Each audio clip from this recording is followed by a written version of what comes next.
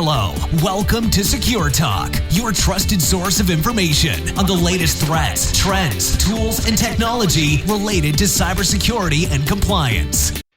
Hello, everybody. Welcome to Secure Talk. My name is Mark Schreiner, and I'll be your host for this episode of Secure Talk. Today, we're going to be talking to Sanjay Raja, who is the Vice President of Product Marketing and Solutions for Gurucul. And we're going to be talking to Sanjay about what Gurucul does and what he sees in the marketplace for SIMs and SOARs and more. But before we do that, let's say hi to Sanjay. Sanjay, how are you today? Good, Mark. How are you doing today? Pretty good. It's Friday, and I'm looking forward to the weekend. And you're about 3 hours ahead, so you're just that much closer to the weekend, aren't you? I am a little bit closer, and I'm pretty excited for it. It's actually a pretty nice day out here, and I'm on the East Coast of the U.S., and it's pretty nice out here, so I'm looking forward to it.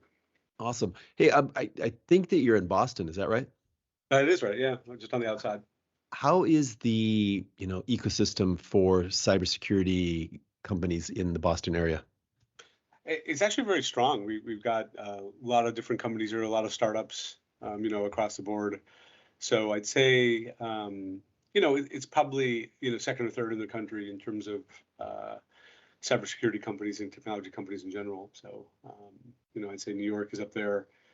We're up there. And then, of course, Silicon Valley, is the ultimate in terms of different companies and things like that, of course, especially startups. Being on the East Coast, does it help you at all with targeting federal contracts?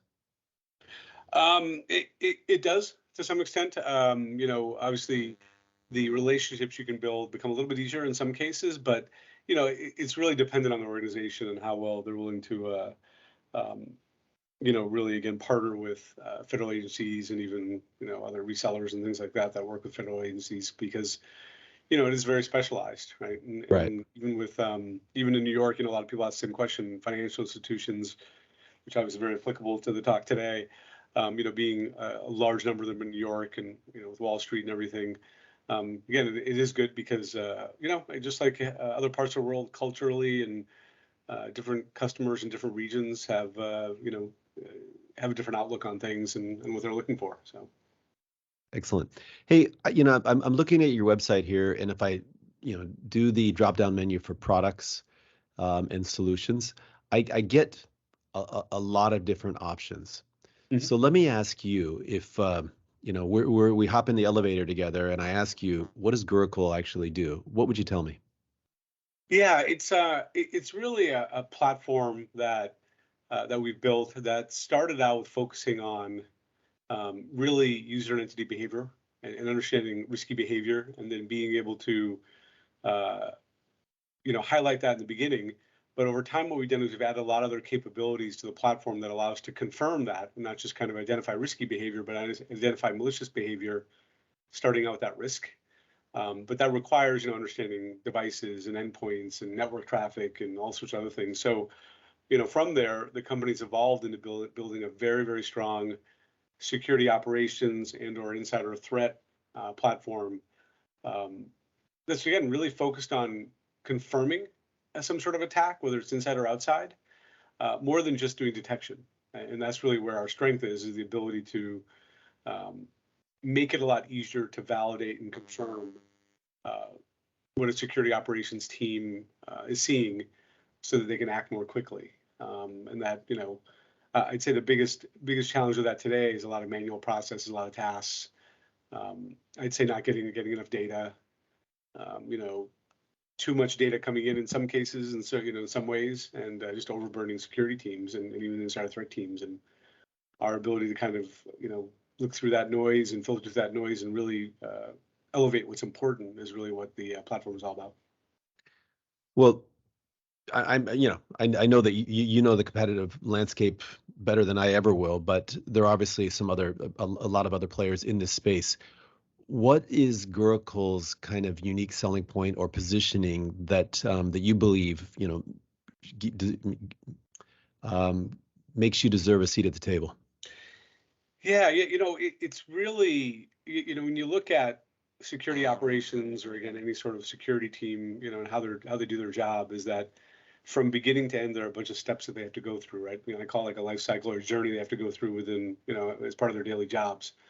And really what Gurucul can do better than our competition or vendors that are similar in the space is from the beginning of that journey all the way to the end of that journey, we really can optimize every stage of that in such a way that, again, it's, a organization, their biggest challenge is being able to stop a breach in time, right? It's not just stopping it, it's doing it quickly enough.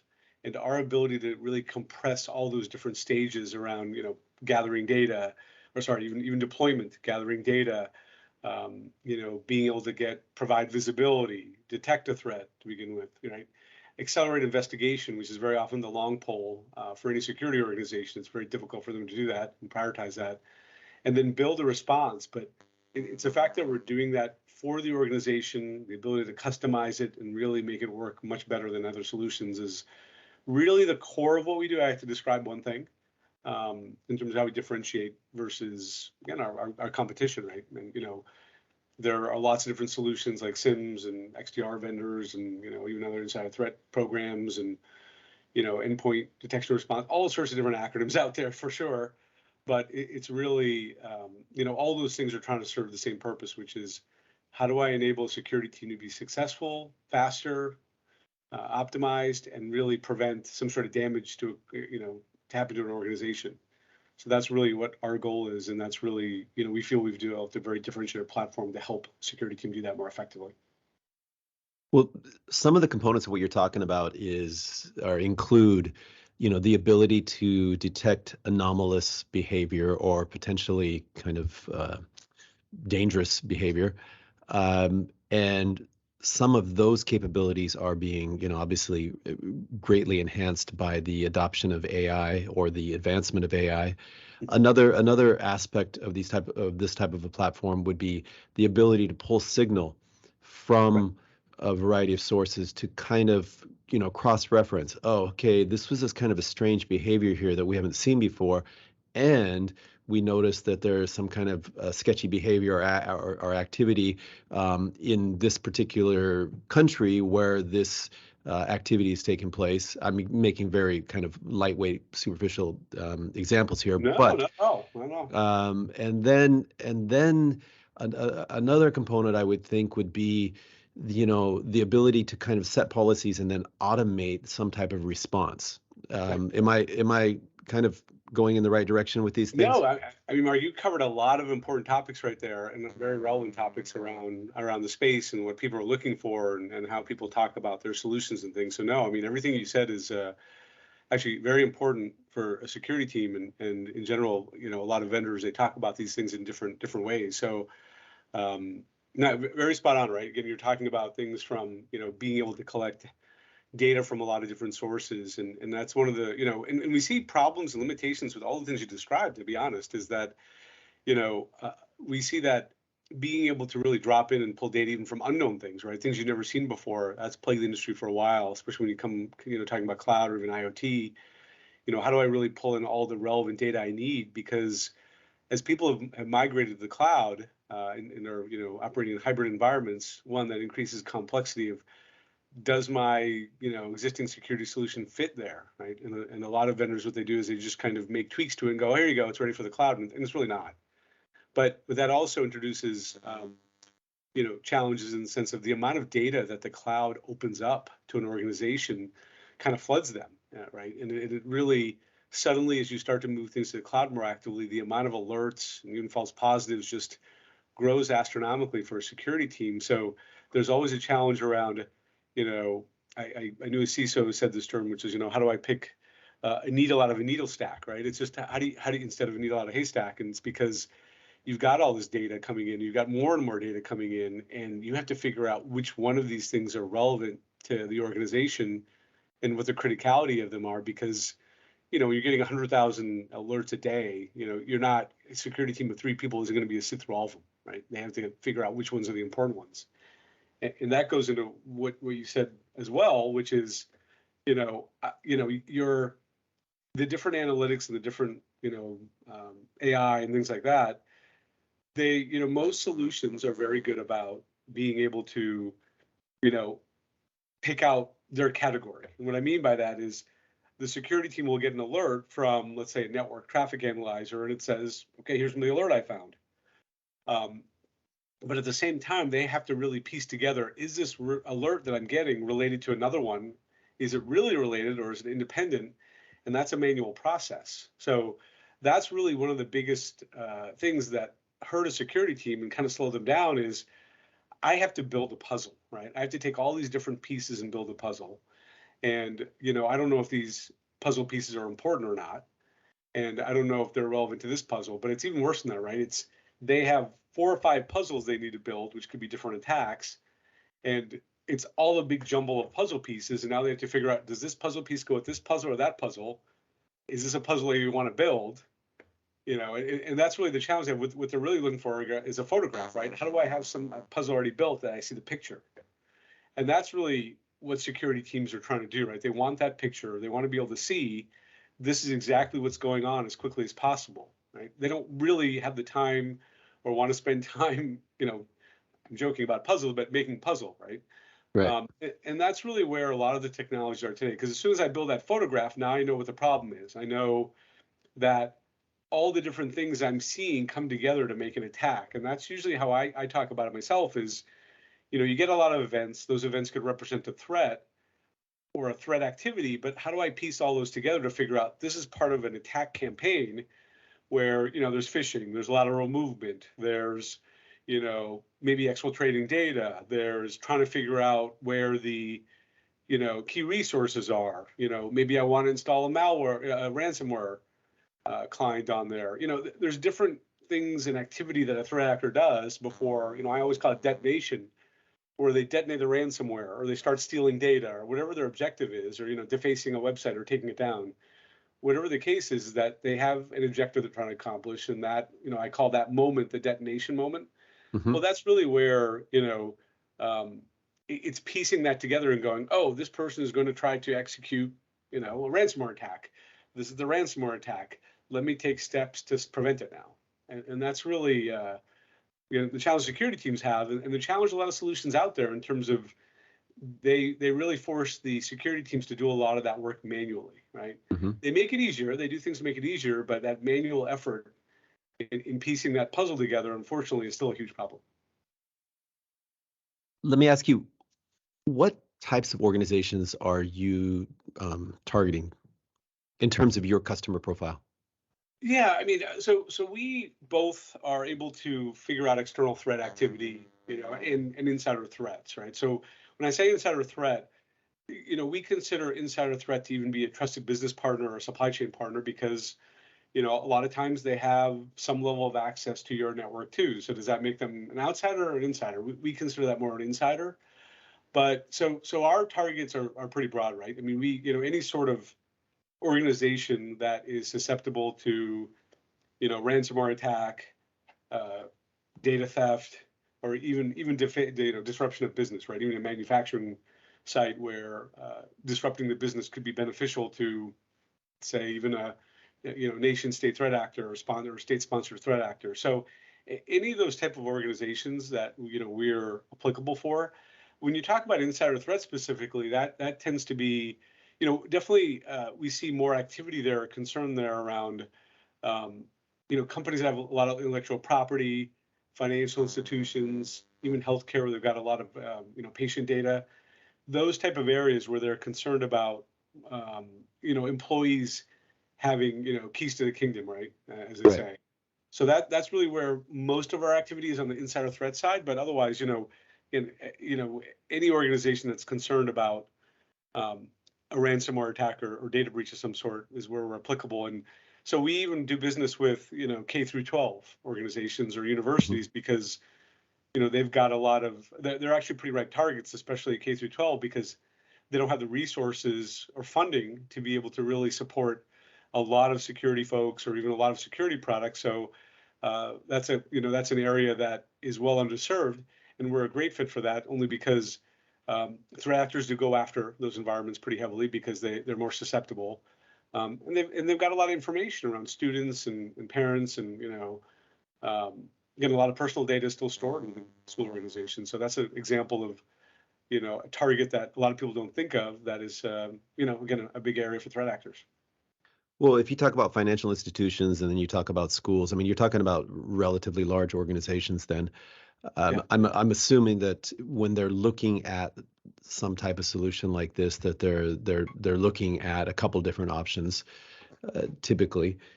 When you talk about those three different areas, anomalous behavior detection and, looking at signal from a variety of sources, being able to kind of cross-index those or make those kind of help to enhance the decision-making capabilities, and then being able to automate that. Those are kind of like three areas that are pretty critical. Is there some type of evaluation process? And the reason, I mean, if you think about the listeners of Secure Talk podcast, it's a lot of there are a lot of security professionals, right? Yeah. And they're out there trying to understand what's available in the market. Also, what's the evaluation process? So what are you seeing in terms of when you're in a competitive situation for those specific, three areas there? Is there a way to measure, other than spreadsheeting things out? Is there some kind of process that you can do to demonstrate your competitive advantage? Yeah, there's a few things. One is, the when you start out with identifying behaviors, right? That's really a very strong start to any sort of detection of any sort of threat, right? Inside or otherwise, because it's indicating there's some sort of anomalous or risk there that wouldn't normally be detected by, a traditional mechanism, right? It may not be just a standard piece of malware. It might be something a little bit different, or even a new attack or a variant. It's something that, again, you may not even seen before. So starting out with behavior is always very important and a very key step. And it helps, give an indication that I have to look at something more closely or actively. But, the caution I give around that, right, is when someone's evaluating a solution, you know, having even worked in, network behavioral anomaly detection, 20 years ago, right, that area, the importance of behavior and being able to create the right rules and things like that, and really understand, well, how do I determine if something is, first of all, anomalous behavior? And then how do I determine that anomalous behavior is suspicious behavior? And then how do I go from suspicious to confirming it's malicious? And that's really where a behavioral solution has to be evaluated. How well does it carry me through those stages? That's dependent on the first thing, which is a strong set of behavioral models and rules. Because I've seen a lot of other security vendors and companies say, oh, we've added UEBA, which is user entity behavioral analytics, right? Now, if they just added something like that in the last year or two, or in the last few years, behavioral models really need to be battle tested, right? They need to be deployed in a wide variety of customer environments, et cetera, and really refined as much as possible, because otherwise you're going to be throwing a huge number of alerts. If you've got a brand new UBA solution that you're inserting in an environment, the first thing you'll see is just a flood of information, and a lot of it's not even relevant. And the example I use, you kind of said about oversimplifying things in some ways, I do the same thing, right? A very simple example that I've used many times is if a salesperson is trying to access Salesforce, right, or their sales database, but they're driving in their car on the way to a sales call, and they should be doing that, but they're trying to do it through their phone, right? And they're trying to look up something. They enter their password credentials in, several times incorrectly because, well, they're distracted. If that happens, is that it's certainly an anomaly, but is it something that should be considered suspicious? Well, that depends, or malicious, and it depends on, do I understand what access policies they have, right? Do I understand, who they are, what their role is, what systems they have access to, where their location is, for example. And, it's collecting all that other data to go along with the behavior that really starts to shift it from just being anomalous and being a false positive, right, to being something, well, hold on a second. In this case, the person entered their password every 2 seconds incorrectly. The person is a North American sales rep, let's say, and yet this is occurring from, let's say North Korea as an example. And you look at that, and I think if anything at all happens in North Korea, that's a flag. It doesn't well, matter. yeah, exactly. Even if they get the password correct, it's a flag. I know, that's true. Yeah. So let's be, a little better about it. Let's say it's Belgium, right? Let's say something like Belgium, it's occurring from there. But this person also, am I able to look up even information in the HR system around that person is not filed for vacation, right? I mean, if you can get to that level of granularity, now you're able to see that, okay, based on the fact that, okay, maybe they're on vacation. Okay, well, then maybe it's not as high a severity or risk as it would be if they weren't. But it's really around being able to gather that telemetry and around that type of information, detailed information that's very precise and accurate, and putting that together to basically decide on whether this is really something malicious or not. And another great example is if I see, if I'm basically taking a weird behavior and going, well, that behavior is very unusual, and at the same time, I don't see that, that person doesn't have access to that system normally, or they haven't touched that system in a long time. And I'm also seeing that their peers, let's say peer groups, right, are not really accessing the system either. That's the start of something I should monitor more actively, right? But then if I'm starting to see, wait a minute, all of a sudden that person has a connection going to the outside world from this server, which they usually don't do. And now I'm also seeing that connection is going to, I looked it up, it's a known malware site, right? It's being able to piece that together and be able to say, now I've gone from something that might be abnormal or unusual to something that when I put all these pieces together, definitely looks like it's malicious, right? And when you talk about insider threat, for example, that is critical for insider threat even more than looking at an external threat actor, because now you're talking about a possible employee. You have to actually notify HR. You may have to talk to your legal team depending on what occurred, right? There are a lot of steps and process and procedures you have to take to be able to go and make sure that you're doing the right thing and reporting that type of finding and setting off potentially a chain of activity around that. Much more serious issue in some ways, because again, you're involving other groups outside of even IT around the particular topic. So the ability to confirm an attack and really validate it, again, shortens the time for any security operations team, but is absolutely critical in insider threat scenarios as well. And that's very important to be able to tie that together. Now, to your other question, one other way to validate it is that other solutions, that at least we've seen on the market, they will throw alerts up for those type of things individually, but they're not really chaining those together to confirm that this activity is related to this activity and this activity. And because they're related in a certain way, we can actually, let's say elevate a risk score or like raise a red flag that this is much more serious than you'd expect, even if it's an external threat actor, right? Doesn't matter if it's internal or external, it's the same process either way.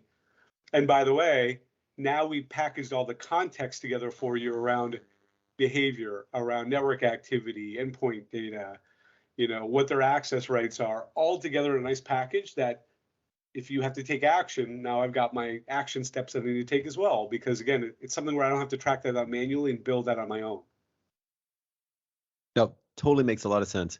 And it was funny when you were describing the salesperson in North America trying to log in from their phone while they're driving in the car and getting the wrong password. Having spent a big chunk of my career either in sales or leading sales teams, I can imagine that scenario, and I can imagine the distracted driving, and I can imagine the salespeople going, those damn IT guys, man. No, everything you said totally makes a lot of sense. I'm just curious what insights you can do, or if you think it's important to look at the device that is being used, and kind of if you can reference whether or not there are any known vulnerabilities for that device, if there are any updates that need to be deployed, or do you cross-reference devices at all? Yeah, it's interesting. It's being able to see all the assets, right? Whether they're cloud-based, regardless of the asset or even a security solution, right? So one of the important factors that I'd say limits a lot of solutions are, can I pull in data from everything, everywhere, at any time, right? And even if I don't know what that data is, can I interpret that data? So, when you mentioned actually AI and machine learning.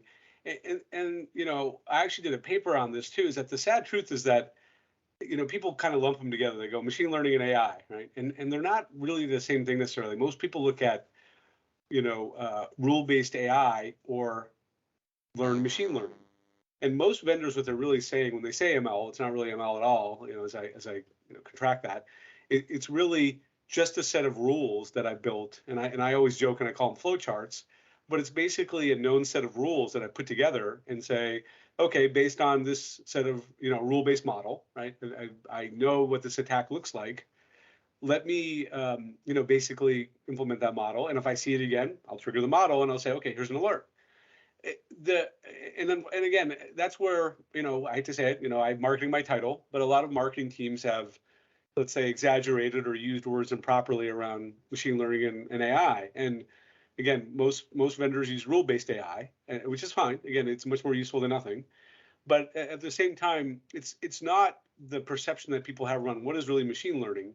Well, it's really learning about the environment, pulling in as much data as possible, being able to really interpret that data over time and customize what you're looking for based on, again, the environment you're in. So, like you said, right, in the scenario around the salesperson doing that, well, if I know that, Shelly, let's say, does that all the time, I can learn over time and understand if I have a true machine learning system that, okay, well, that's kind of how Shelly operates. And yeah, she's still in North America, but she does that all the time. It's okay. I'm going to start to maybe suppress or lower the risk of that based on what I'm seeing. A flowchart can't do that, right? It'll just say, oh, she logged in 5 times or incorrectly, I'm going to raise an alert. But a rule-based system, a real learn system can figure out, okay, Shelly's done this 5 times in the last, 3 days.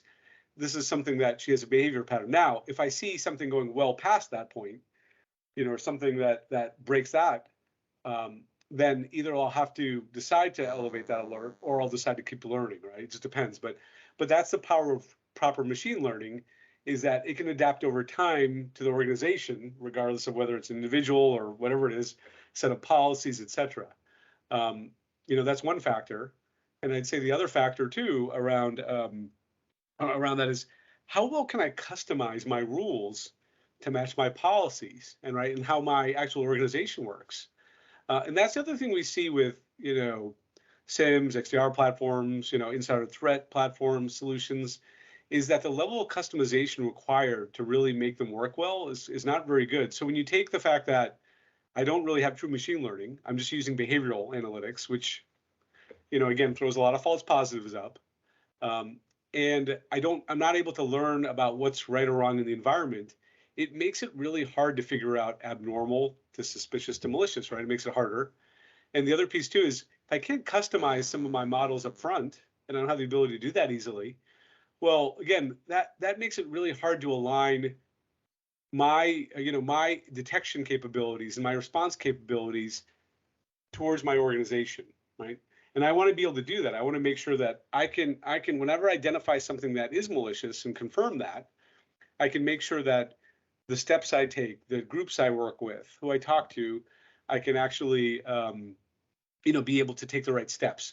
So to your point around vulnerabilities and things like that, is the ability to ingest vulnerability data or even threat intelligence and threat research from third parties is very important for even a security solution that sits in the SOC, because your response is really built around not only taking that vulnerability information and going, oh yeah, these systems are vulnerable to this attack.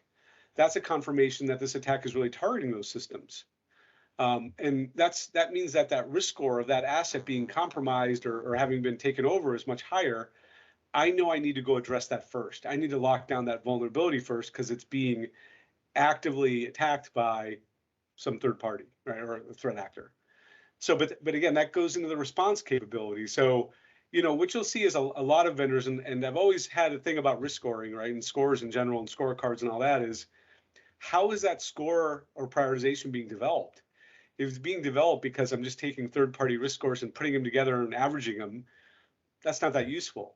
If I'm learning about the environment, pulling in vulnerability data, right, pulling in asset information, being able to see third-party intelligence sources around what's going on in the wild, if I can combine all that and then develop a risk score and subsequent prioritization, that's very impactful, right? That's dynamic in nature, and it adapts and changes over time based on risk. So, whenever I hear the expression that somebody has a risk score, I always question, is it just an adding up of some third party, score mechanism, or is it really calculating that for your environment based on what it's seeing and based on what's going on the world today? That's very effective, right? That's what can really move the needle for a security team to move faster.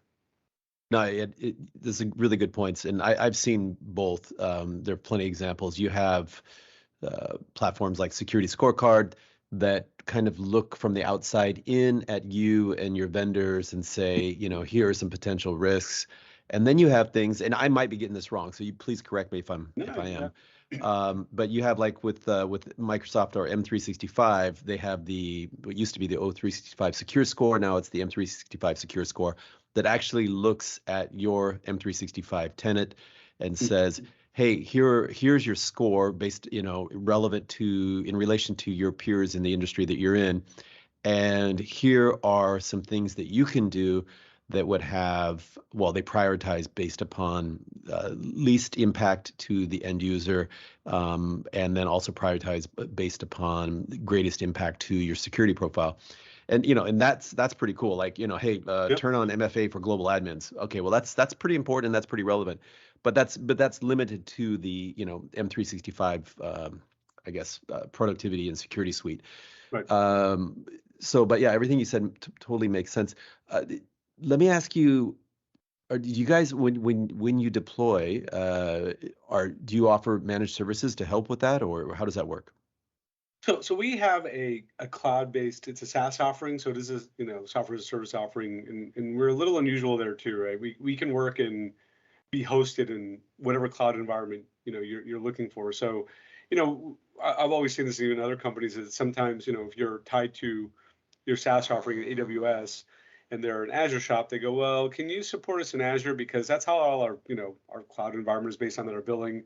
We don't really want to have two different vendors. In certain cases, sometimes people want multiple vendors, but it's really the case of, I rarely see a SaaS solution that's not tied to one single vendor. Now I can collect data from any of the other solutions, but the ability to be hosted is different. So we're able to be hosted in any cloud environment, whether it's Cloudflare or AWS or GCP or whatever it is, which is, again, a little unusual, let alone collect data from those environments. But we have, so as a SaaS solution, we can be on-premise as well. We do have some capability to manage certain pieces. Certainly we have services and things that we can help with building out models and deployment service and all that, but we can do some level of management for some of our smaller clients, but we tend to, we have different MSSP partners that we tend to refer people that are looking for more of a full managed service to. And that's what we do, right? So we can offer a little bit of that, but we're really not trying to compete with the managed service providers of the world at all. And so again, we just kind of refer them to either one, if they've got one they recommend, we'll try to work with that, but we've got our own list that we work with, and that's our solution to that, if that's what they're looking for. Great. Well, so I guess maybe the subtext to that is most of your customers, or a lot of your customers, can develop the in-house expertise to use your platform. I'm assuming in a relatively short amount of time. Yes, I mean, so what we pride ourselves on too is that, I mentioned the customization around our modeling and our ability to detect threats and et cetera, for an organization, but it's because that we've got that, machine learning capability, we've got customizable models. It's all very transparent too in terms of what we can show a user. So even let's say a less mature security operations team, if they've got a lot of junior analysts that are kind of at the front lines of things, they may not understand everything they're seeing, but because we present the information to them in terms of how our models are built, how they look, how we triggered, how we chain them together, and even our playbooks and everything that we have are very customized for the environment. We show all that, right? And that's a differentiator for us too, is a lot of our competition, they don't really show that information. A lot of the models that they include with their solution are obscured. And so you don't really see what it's doing underneath the covers. You see the results of the data. We did the opposite because we thought that not only is it good to just show what we're doing and can be able to help a more mature analyst or a more senior analyst, shouldn't say mature, but more senior analyst understand things and go, okay, this is how Gurucul triggered on this or decided this was an attack campaign. we also figured that the junior analyst can get benefit out of seeing everything we did and start to learn how to be better, because they're going, oh, they looked at these different pieces here around identity, around network, et cetera, and they put all this together. That's how they knew the attack campaign. That makes them a better analyst at the end of the day. So we do look at, a team where if they're not really experts and don't have a lot of expertise, sure, again, we have training service and all that kind of stuff, but our platform itself is meant to make it as easy as possible for them. So we can go very, very, we can be very, I hate to use the word automated, because we're not really automating things as much as we're eliminating steps, manual steps, really. I guess that's automation, but again, we're not automating responses or things like that, but we're shrinking the amount of steps required by an analyst. And that's really, again, how we can detect the threat faster and also help with response faster. But as we shrink those steps, we're still making them transparent to the user, and they can still go customize them if they would like to around what triggers certain things or what workflows they build or whatever it is. So we've got the best of both worlds, where we're simplifying things, but it can be customized for a more advanced user. So we can cater to smaller organizations or less staffed organizations, or even people, organizations with a lot of new people. We're still geared towards that, but for a complex, heavy enterprise, let's say, they can customize the heck out of the platform as they want to as well. Awesome. Hey, let's jump over to your role. So as VP of Product Marketing and Solutions, but let's focus on the product marketing there. What are your biggest challenges? I mean, how do you do something? How do you do something that's a little bit different than the rest of the industry? And I'm assuming that your sales team is saying, "Hey, give us leads, and by the way, we want a brand that we can recognize, and blah blah blah." So, tell me about your challenges and what you're doing for those. Yeah, the biggest challenge is cutting through the level of noise, and I kind of made, alluded to that before, right? Is that, I remember when ML and AI came out, it was a big term, and whether people had it or not, they say they had it, and it's because marketing teams were trying to compete with, again, their competition, right? And so they'd say, Right. oh yeah, we have ML, and you talk to the engineering and product teams and go, well, and you go, hey, close enough, and that's and unfortunately that's what you fight all the time is, that when it goes too far and it's inaccurate is where it becomes a problem, and unfortunately, there are so many vendors out there that claim to have the silver bullet. I mean, we talk about, XDR, right? The insanity around XDR, like what is it? How did it start? I mean, if you look at the history of that term and how it was created, it's very different from who created it, right? And I won't mention any vendors, but it's just fascinating to me when I see, all these different acronyms and, we want to make this new acronym and we want to start this and we want to start that. It just causes a lot of noise and confusion for customers that, what are they trying to do? At the end of the day, they're just trying to stop damage to their organization and whether it's something stolen, whether money, whatever it is, right? And the security team is just sitting there trying to do what they can to, again, prevent whatever damage it is. And yet all these other, solutions will talk about, we can do this, we can do that. Well, can you? And like I look at identity analytics, right? And Gurucul's at identity analytics for years now, and very, very, heavyweight. When I say heavyweight, we work with all the identity vendors out there to be able to understand, okay, at a user level, what is this person, what privileges do they have? What entitlements do they have? What are they actually allowed to do? That's great, but how do I marry that with all the other telemetry intelligence I'm getting from endpoints and network traffic and logs and all that stuff, right?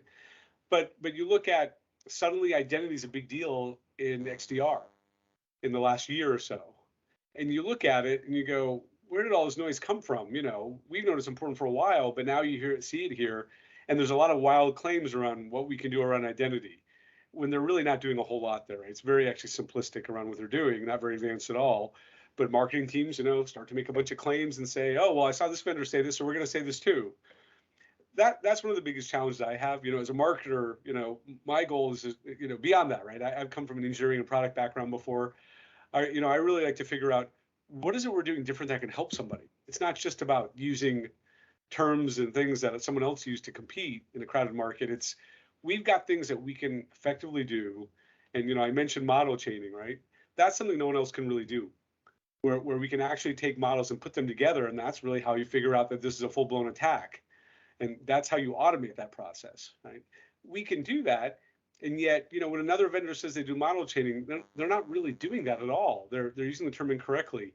As a marketer, that's my biggest challenge. It's the amount of inaccurate marketing terms that are thrown out there to talk about different technologies and not clarifying what that means, right? And what it means, and more importantly, how does it impact the analyst, the director, the architect, the CISO, not really capturing that, and being able to talk through that and the value that it's offering them to make their lives easier. That's where, as a marketer, it's tough. Well, and then I mean, this is not a marketing show, but it is interesting. Um, so what are your options then? To go out there and just kind of shout, get, above all the other voices, or do you take a completely different tack? I mean, what can you do? Because I see the same thing. And I totally agree with you, by the way. It's like they don't care if it's AI or if it's ML. What they want is a platform that will truly identify anomalous behavior and automate some type of response. Okay. So, and really what they're trying to do is protect their system and do it in a cost-effective way that doesn't take a lot of manual kind of intervention. So that's where you're breaking it down. But if you put that on a brochure, that's not very sexy, So it isn't. Yeah, it's and I can't put down. Well, my goal, if I'm a vendor sitting in the environment already, my goal is to come back next year and sell you more. I mean, that's unfortunately that's what it is, right? And so the question is, do I really need this stuff or not? In some cases, so yeah, it is. It's trying to come up with the right messaging to talk about things and really describe what's failing for you today, right? There's clearly a reason that people are looking for solutions, right? Systems have been around forever. Why are they looking at either trying to replace it or add to it or do something? Because at the end of the day, they're still getting breached, right? They're still getting, attacked, etc. And that's not going to go away anytime soon. So at the same time, it's really trying to elevate that message around, look, there's a better way to do things. There's a different way to do things. And, you can get tangible benefit from it as opposed to, let's just add this other piece to the thing. Let's add another puzzle to the set of puzzle pieces I got to put together. Right. And that's really, the message that we're trying to get across is that it's not just about, adding another puzzle and trying to build more puzzle pieces. It's really around how do I take the puzzle I have and put it together as quickly as possible so I get that photograph. That as a marketer, that is tough, right? Again, it's because as soon as you develop a messaging, someone else takes it, steals it right away, or uses it. But it's being able to talk boldly without being inaccurate, right? And I've seen vendors that have made a lot of marketing claims and said things, and at the same time, the sales execution is completely different from the marketing claims, which always fascinates me when I see that. But it does happen. So there was a point in time where a vendor said that they would. They can replace all your firewalls with their firewall, right? All the firewalls that are out there are terrible. And the reality is that nobody ever did that, right? They didn't do it for 5-6 years. They're doing it now, but it took years for that to happen. I think you probably figured out the vendor I'm talking about, but it took years for that to happen. Because, these are not things that are easily replaceable. These are things that are intertwined in my environment. I have to figure out, is the next solution better? I have to have confidence and the trust in it. And I have to get past the marketing claim. So there's always that balance of being bold and making strong claims, but being able to back it up. And that's the thing is, my goal as a marketer and the way I try to market things is that I'm going to make those bold claims, but I have to be able to back it up. And if I can back it up, then we'll get the win, right? And so that's really that's my advice, I guess, for marketers is, if you're thinking very short-sighted thinking, then you might make those false claims and, make bold claims that you really can't back up. At the end of the day, it's not, you're going to lose the confidence of the customer over time. Yeah, I think the whole industry shoots itself in the foot. I've been in many meetings when you go in, and especially the initial meetings, and you're doing your presentation, and you can see on the customer side, their IT team, their security team, kind of looking at you, going like, "Yeah, right. It's come on, man." Yeah. And because I mean, with all sales, trust is incredibly important. But when you're talking about some type of security related product that they're going to bring onto they're going to use to protect their organization. I mean, I can't think of anything that's more important than actually just trusting that the vendor is going to be able to, actually do what they say they can do. Right. And until you actually hit the switch and go live, sometimes you don't know, So no, you don't. Yeah. I came from I've been in testing companies before. We tested when performance and speeds and fees were so important back in the day, they're still important, but they're not emphasized as much. Vendors would say, oh yeah, we can do a gig of this, or we can do 10 gig of this. And then you put it in line in the network and it dropped down to, 100 meg. And you go, what happened? You said this is a gig box and it's not. And, even the networking world, I remember that happened all the time. And it's just, again, it's where, marketing takes over and has to play that speed and feed game in terms of how fast I can be. Well, we're 100 gig. Well, we're 200 gig. It's that kind of thing. And we see that in security now. It happens all the time too, in terms of, depending on your point of view, and how you came up with the numbers. We were talking about risk scoring, right? Is that, even with risk scoring, it's like, well, is the risk score important, or is how you came up with the risk score important, right? And it's really how you came up with it. So the score itself is meaningless unless you know how you came up with it. So it's the same kind of thing. In security, it's how did you really get to this point to do what you say you're doing? And if you can back that up, that's really, how do I get that? The fact that I can back it up higher up in the message, right? And that's really where, like you said, right, in the sales situation, walking in, it's really around how I'm going to help you, and then let's talk about how we're actually doing it underneath that. And I think that's really the key. So, I think, that's some great observations and great advice. Well, hey, Sanjay, I enjoy this conversation, and thank you so much for your time, and have a great 2023. All right, Mark, thanks so much. You too. Hello, welcome to Secure Talk, your trusted source of information on the latest threats, trends, tools, and technology related to cybersecurity and compliance.